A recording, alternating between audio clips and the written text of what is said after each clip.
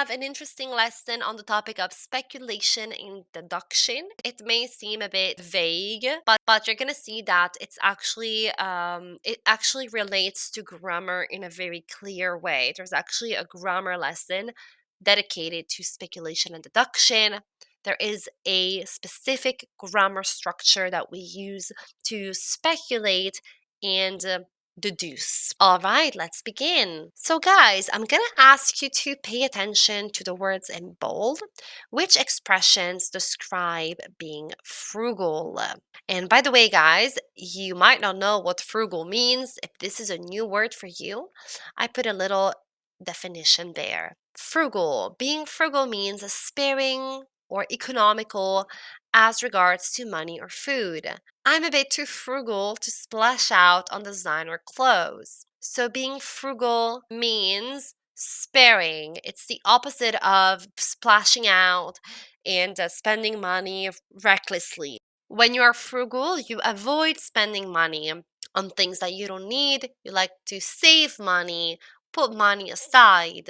No, Gigi, it's actually the opposite. So sparing and economical, spending money easily. No, it's actually the opposite. It's not spending money easily. Tight on money. If a person is tight on money, it means that they have little money. It means that they have little money. Like, oh, this month I was tight on money, meaning I had little money. But being frugal isn't really that, because you can be frugal and be very rich, right? A rich person can be frugal. So it's not really connected to the amount of money that you have, but more so to how you spend your money, the way you spend your money, right? So being stingy, guys, is negative because it means that you are very, you keep your money to yourself and you never want to, do a favor to anyone, and that's being stingy.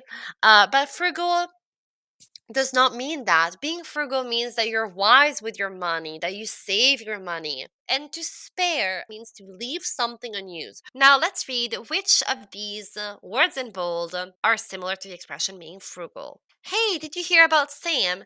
He bought a brand new car yesterday. Really?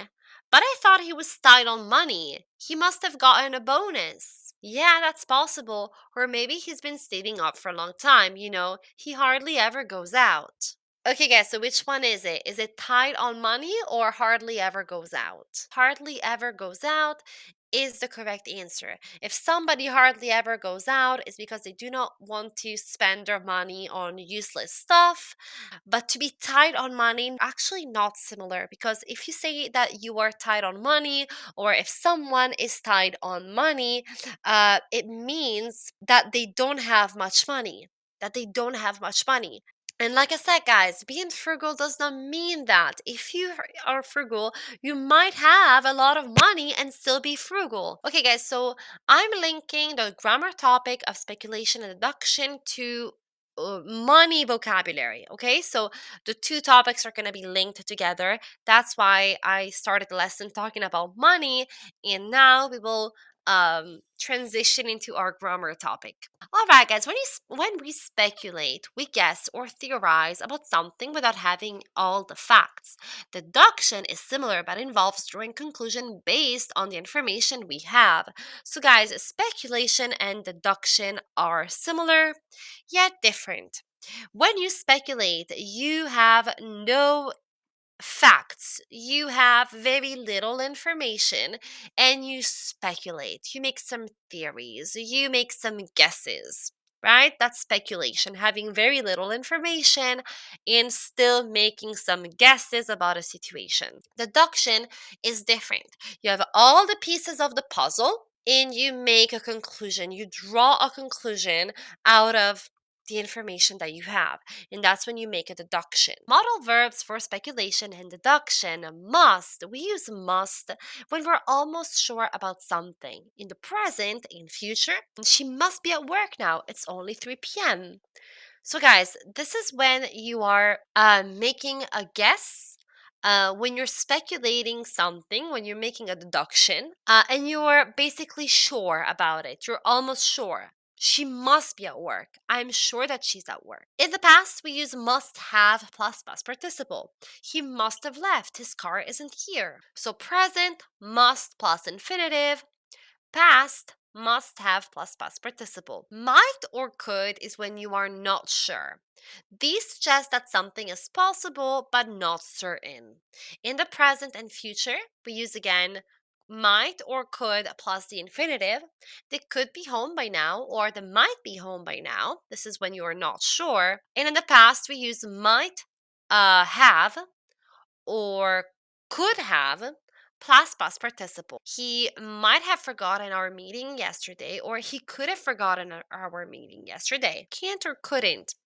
We use these when we believe something is impossible or very unlikely. Present and future, we use can't be. So she can't be serious. So can't plus infinitive. And in the past, we use couldn't plus have plus past participle. Could or couldn't plus have plus past participle. Here's all the theories. So take a screenshot of this. You will need this in the future. We will do some exercises now to practice.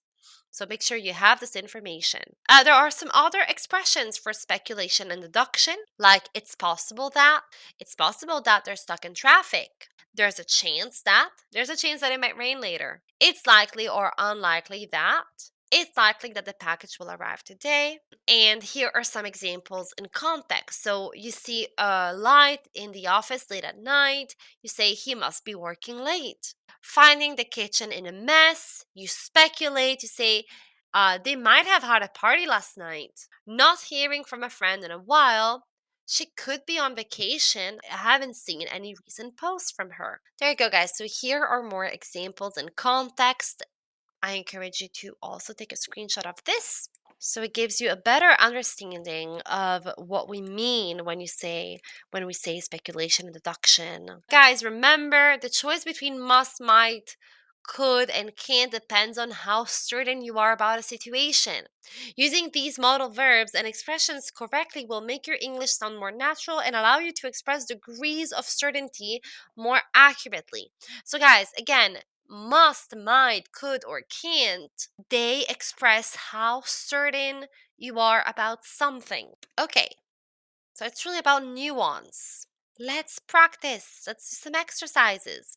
I'm going to read some sentences, and you guys are going to tell me if they fall under the category of speculation or deduction. Okay, so first, I want this concept of speculation and deduction to be very, very clear.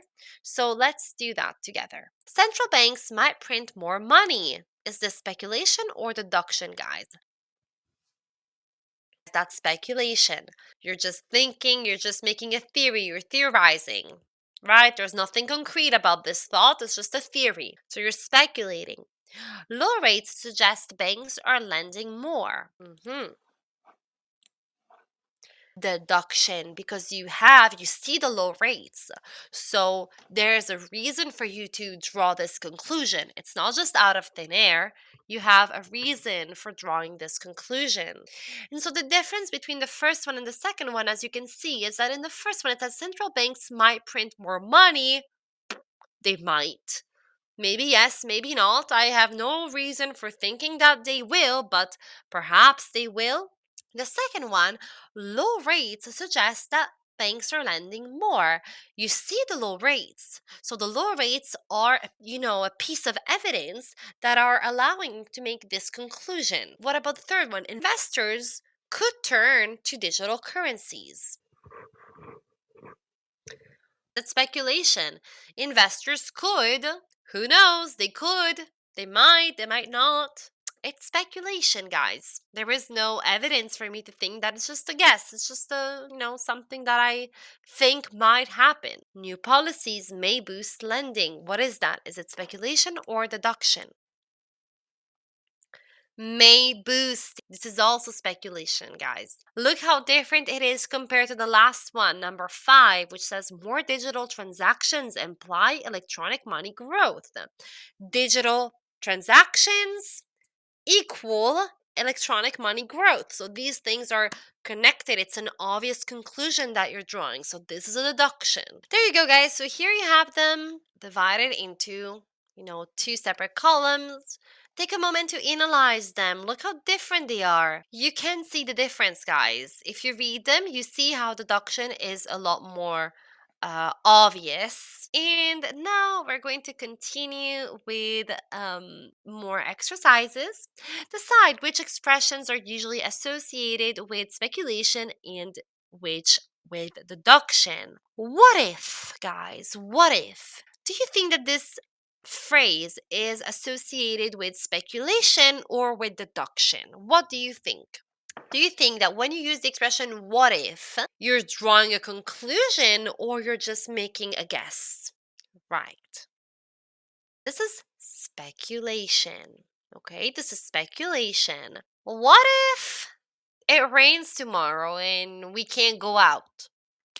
I'm speculating. I have no idea if it's going to rain or not. I'm just making a guess, what if? So this is speculation. It must be. Is this speculation or deduction? This is deduction because if you're gonna say it must be, like it must be true, her story must be true, you're drawing a conclusion. You're very certain about something, so it seems like you're just drawing a conclusion based on some evidence. It must be deduction. What about maybe? Maybe this is used for speculation. Of course, because you're not sure. You're saying maybe my company will hire someone new next month. Maybe it's speculation. What about clearly? Clearly is used for deduction, right? Because I'm certain. Clearly, they're very in love. They're getting married next week, right? So I have some evidence that clearly that's the way it is. I have some proof. It could be that this is speculation. It could be. All right, guys, and there we go for our next exercise where we have to choose. So it's a multiple choice exercise. Cross out the incorrect word in each of the following. So, guys, there are more possible answers. That's why we're not going to choose the right answer. We're going to eliminate the wrong one, the one that is not possible to use. Okay, if the economy improves next quarter, consumer spending might, should, or must pick up. You're crossing out the wrong one, guys. You're crossing out the wrong one. You said that must is wrong. Must is wrong. If the economy improves next quarter, consumer spendings might pick up or should pick up. Must pick up, no, because there is no certainty there. This is speculation, right? And so we saw that when we use speculation, there is no certainty. You're not sure about this. So must is wrong. The probability is lower. You're not sure. So you use might or should. I know I did not mention should earlier, but should is also used as in might, or should is mostly used as a consequence. For example, should, guys, is used as a normal consequence. For example, if I save $1 a day for a year, I should have about $365, right? I should have. So this would be the consequence. So if this happens, this should happen. This should logically happen. It's what it's supposed to happen. It should happen. Okay? Different from will. So will, again, is a certain thing that will happen. Should, it's supposed to happen. It should happen. See the difference? And what does pick up mean? Pick up, it means accelerate. Accelerate, grow, pick up. If inflation continues to rise, central banking may, must, or is likely to consider increasing interest rates. Must is wrong again because this is another type of speculation. If inflation continues to rise, central banks may or is likely to. There is no certainty here. This is speculation, so we're gonna eliminate must. All right. Let's read this little paragraph. It says here, read this letter from bank to borrower and discuss with the teacher how you would respond if you were the borrower. Okay, guys, so here we're gonna focus on all this interesting vocabulary in bold. So, focusing on the expressions in bold and thinking how you would respond if you were the borrower. So, again, it's the bank speaking here. Dear Mr. Joshua, subject, provisional approval of credit facility. We're pleased to inform you that after a preliminary review of your recent application for a credit facility, it seems you may qualify for the credit line you've requested. Your business's consistent revenue growth over the past years and strong credit history suggest you could manage this new financial commitment effectively. However, we must emphasize that this is a provisional assessment. A detailed analysis of your full financial documentation and business plan will be necessary to confirm this initial speculation. We would deduce from the information provided thus far that your company is in a solid position, but final approval will depend on a comprehensive evaluation of all required documentation. All right, there's more, guys. There's more. Let's finish reading. Should our deductions hold through, we might be looking at a fruitful partnership moving forward. Please provide the remaining documentation at the earliest convenience to proceed to the next stage of the approval process. Our team is ready to assist you with any queries or clarifications you might need during this process. We look forward to potentially embarking on this journey with you and are excited at the prospect of supporting your business's growth. Warm regards, Fabio Horinger, Farango Mutual Branch Manager. Wow, what a fancy email from a bank to a borrower. Preliminary means something done at an early stage. A credit facility, guys, is when the money gives you bank. So basically, it's a loan from a bank to a borrower that is a little bit more flexible, maybe to like start a new project or something like that. Let me see if I can find a definition. Credit facility, guys, an arrangement between a bank and a business that allows the business to borrow a particular amount of money for different purposes for a particular period of time is a credit line. So it's an arrangement, it's a loan between a business and a bank. And what about the revenue? Your revenue, a company's revenue, a family's revenue is the money that comes in from the work. The money that is earned is the revenue. My salary is my revenue. There's a slight difference between revenue and income. Think about this. The revenue is the total amount of money that comes in. The income is the salary that is given. So, revenue, think of revenue as the global amount of money. For example, I have an income, my husband has an income, and when we put that together, this is our family's revenue. See the difference? Then you could manage. There you go, guys. See, I put that expression in bold and in green because as you can see, it's using speculation here. So the guy in the email is speculating.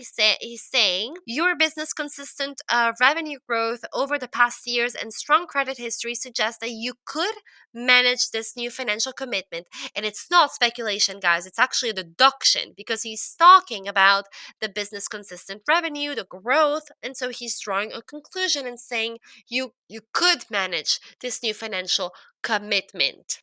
A commitment, guys, is a responsibility that you take upon yourself. You commit to something, you take on this responsibility. To emphasize, guys, it means to stress this, to make it known, to make it very clear, to emphasize that this is a provisional assessment. So he wants to make this very clear. He wants to emphasize, to stress that this is a provisional assessment. Deduce, guys, is the verb of the word deduction. So when you make a deduction, you deduce. Thus far is basically a more fancy way of saying this far. So a lot of people actually say this far. This far, thus far means up to now, up to this moment, this far. all the information we got thus far, up to this moment, up to now. Fruitful, guys, a fruitful partnership, something that is fruitful.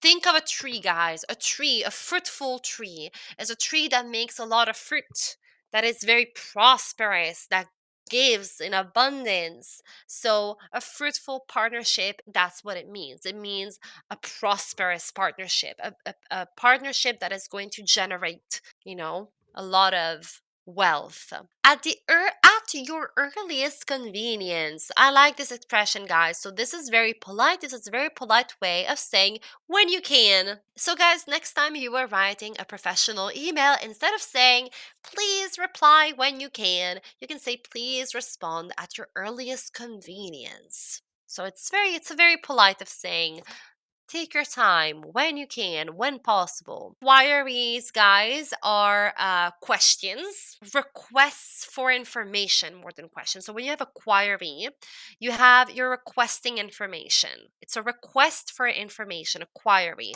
Embarking on this journey. So to embark in a journey means to start a journey, to embark, to start. And the prospect, guys, about the prospect of supporting your business's growth.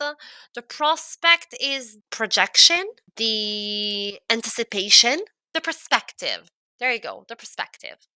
I hope you enjoyed this lesson. I hope you learned something new. See you. Bye. Bye, bye, bye, bye.